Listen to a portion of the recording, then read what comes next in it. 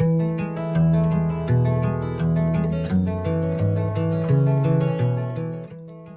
April 6, 1994, following years of tension between Rwandan ethnic groups, the Hutus and the Tutsis, exacerbated by colonial rule, Rwandan President Habyarimana's plane was shot down by Hutu extremists.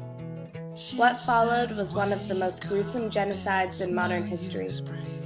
On the 18th anniversary of the genocide, this video aims to educate in memory of the approximately 800,000 Rwandan lives lost and millions more affected by the violence. One of us will die inside these arms. German and Belgian colonizing forces capitalized on existing ethnic divisions between Hutus and Tutsis in Rwanda, appropriating power to the generally lighter-skinned Tutsis to maintain social and political control.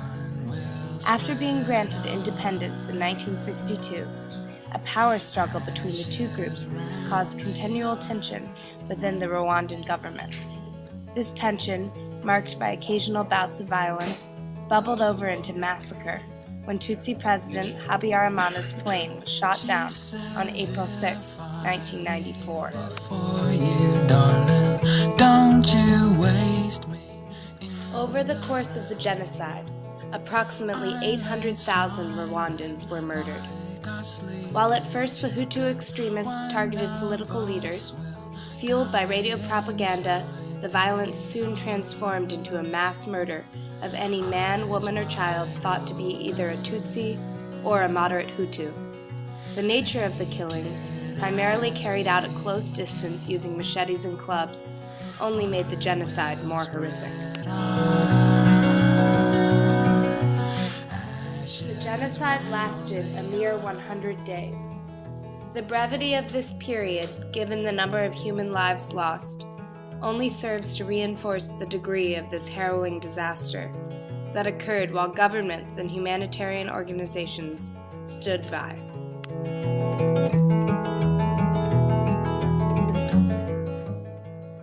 One week after the genocide had begun, on April 15th and 16th, 20,000 Tutsis and moderate Hutus who had sought refuge in the Catholic Church of Nyirabwe were slaughtered with machetes. Although the United Nations had a peacekeeping mission in Rwanda before the violence began, they were not successful in mediating a ceasefire when the genocide started. In fact, as the crisis worsened, the UN temporarily reduced the number of peacekeeping troops deployed to Rwanda. Birds are leaving over. As many as 2 million Rwandans fled the country, primarily to eastern Zaire, hoping to find a sanctuary in refugee camps. However, a cholera epidemic broke out in the camps of Zaire, causing added suffering to those fleeing genocidal atrocities. One will spread. 3 months after the start of the genocide, Tutsi secured the country and established a transitional government with a Hutu president and a Tutsi vice president, Paul Kagame. Kagame took over the presidency in the year 2000 and has since been re-elected. With a new constitution and the reorganization of Rwanda into multi-ethnic provinces intended to promote power sharing, the country today strives for peace and democracy. Today, Rwandan's government has the highest proportion of women in the world, evidencing the country's newfound commitment to equity.